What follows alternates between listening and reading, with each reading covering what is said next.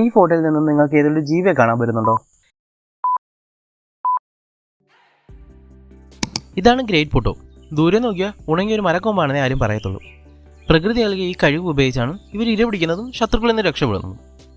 മധ്യ അമേരിക്കയിലും തെക്കേ അമേരിക്കയിലും കാടുകളാണ് ഈ വിചിത്രമായ പക്ഷി പ്രധാനമായും കാണുന്നത്.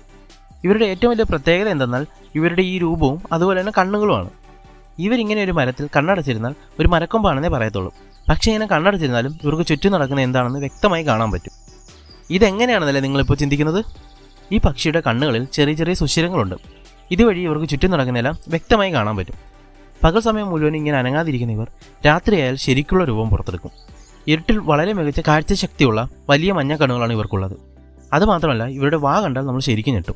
വളരെ ചെറിയ കൊക്കാണെങ്കിലും വാ തുറന്നാൽ തലയുടെ പകുതിയോളം വലിപ്പം ഉണ്ടാകും. ഈ വലിയ വാ ഉപയോഗിച്ച് രാത്രി പറന്നു നടക്കുന്ന പ്രാണികളെയും ചെറിയ പക്ഷികളെയും വവ്വാലുകളെയൊക്കെ ഇവ ഒറ്റയടിക്ക് വിഴുങ്ങാറുണ്ട്. മരക്കൊമ്പിൽ കാത്തിരുന്ന് ഇര അടുത്തെത്തുമ്പോൾ പെട്ടെന്ന് പറന്നു നിന്ന് പിടിക്കുന്നതാണ് ഇവരുടെ രീതി.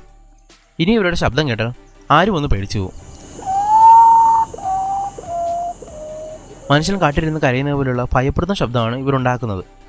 അതുകൊണ്ട് തന്നെ അവിടുത്തുകാർ ഇതിനൊരു പ്രേതപക്ഷിയായാണ് പണ്ട് കണ്ടിരുന്നത്. വേറൊരു പ്രത്യേകത എന്താണെന്ന് വെച്ച് കഴിഞ്ഞാൽ ഇവർ കൂടുണ്ടാക്കാറില്ല. മരക്കൊമ്പിലെ ചെറിയ കുഴികളിൽ ഒരൊറ്റ മുട്ടയിട്ട് അതിനു മുകളിൽ അടയിരിക്കുന്നതാണ് ഇവരുടെ രീതി. മുട്ട വിരിഞ്ഞിറങ്ങുന്ന കുഞ്ഞും ജനിക്കുമ്പോൾ തന്നെ ഒരു ചെറിയ മരക്കഷ്ണം പോലെയാണ് ഇരിക്കുന്നത്. പ്രകൃതിയിലെ ഏറ്റവും വിചിത്രവും എന്നാൽ അതിശയകരമായ ഈ പക്ഷിയെക്കുറിച്ച് നിങ്ങൾ എന്താണ് ചിന്തിക്കുന്നത്?